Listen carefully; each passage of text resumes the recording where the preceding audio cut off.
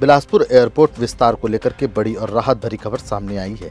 वर्षों से अटकी सेना की जमीन अधिग्रहण मामले में अब बाधाएं दूर होती नजर आ रही है। छत्तीसगढ़ विधानसभा में पेश किए गए अनुपूरक बजट में उसके लिए 150 करोड़ रुपए का प्रावधान किया गया है। मुख्यमंत्री विष्णुदेव साय ने इस पर जल्द मंजूरी का भरोसा दिलाया है। रक्षा मंत्री राजनाथ सिंह से सीधे बातचीत भी की। इस फैसले से बिलासपुर और पूरे संभाग के लोगों की उम्मीदें एक बार फिर जग उठी है।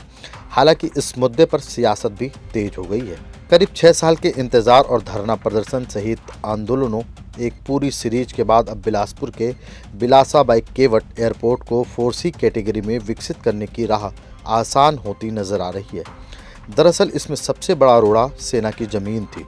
जमीन की कीमत को लेकर राज्य सरकार और भारतीय सेना के बीच सहमति नहीं बन पा रही थी। अब राज्य सरकार ने अनुपूरक बजट में 150 करोड़ रुपए मंजूर कर इस अड़चन को दूर करने की दिशा में एक बड़ा कदम उठाया है।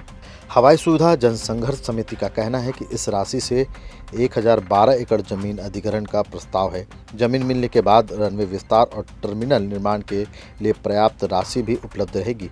समिति का सुझाव है कि सबसे पहले रनवे विस्तार और आधुनिक टर्मिनल का काम शुरू किया जाना चाहिए। इसमें बिलासपुर एयरपोर्ट जो है उसके विस्तारीकरण के लिए 290 एकड़ ज़मीन की ज़रूरत थी, तो रक्षा मंत्रालय से लेटर आ चुका है और इसके लिए सरकार लगातार प्रयत्न भी कर रही है।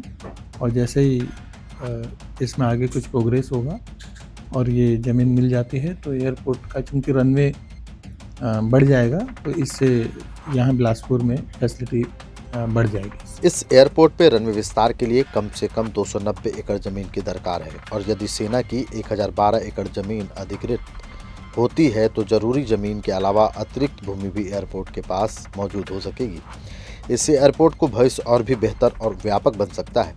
जमीन मिलते ही रनवे विस्तार, टर्मिनल निर्माण और आधुनिक हवाई सुविधाओं के काम शुरू किए जाएंगे, जिससे पूरे बिलासपुर संभाग को सीधी हवाई सेवा का लाभ मिलेगा।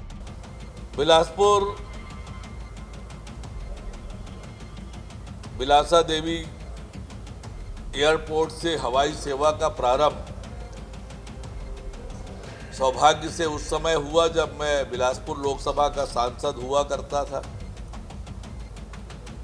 अथक परिश्रम करके बिलासपुर से हवाई सेवा प्रारंभ प्रधानमंत्री माननीय नरेंद्र मोदी जी के नेतृत्व की सरकार ने किया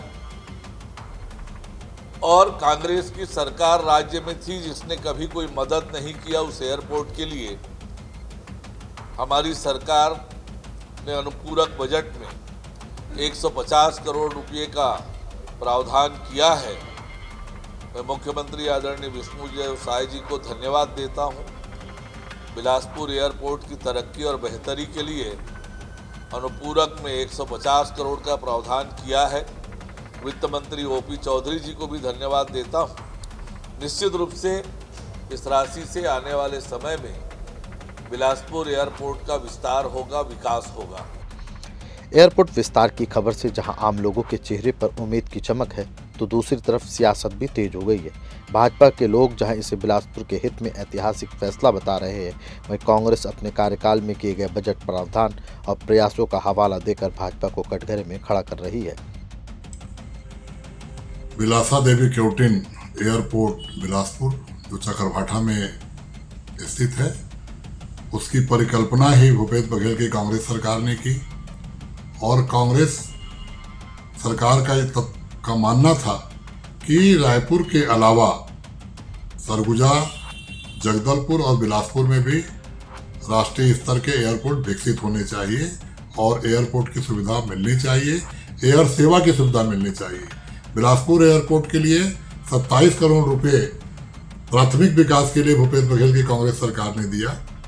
93 करोड़ रुपए का प्रावधान था कि जमीन वापसी पर 93 करोड़ रुपए का प्रावधान रखा गया।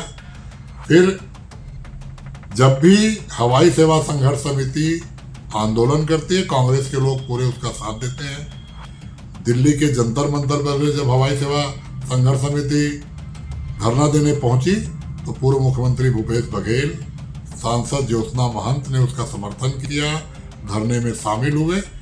मैं चाहता हूं कि कांग्रेस ने क्या किया, भूपेश बघेल ने क्या किया, ये बताने के बजाय वर्तमान केंद्रीय राज्य मंत्री तोखन साहू जी जो कि बिलासपुर के सांसद हैं और और उप मुख्यमंत्री अरुण साव जी ये बताएं कि वो क्या कर रहे हैं और कब एयरपोर्ट प्रारंभ हो रहा है।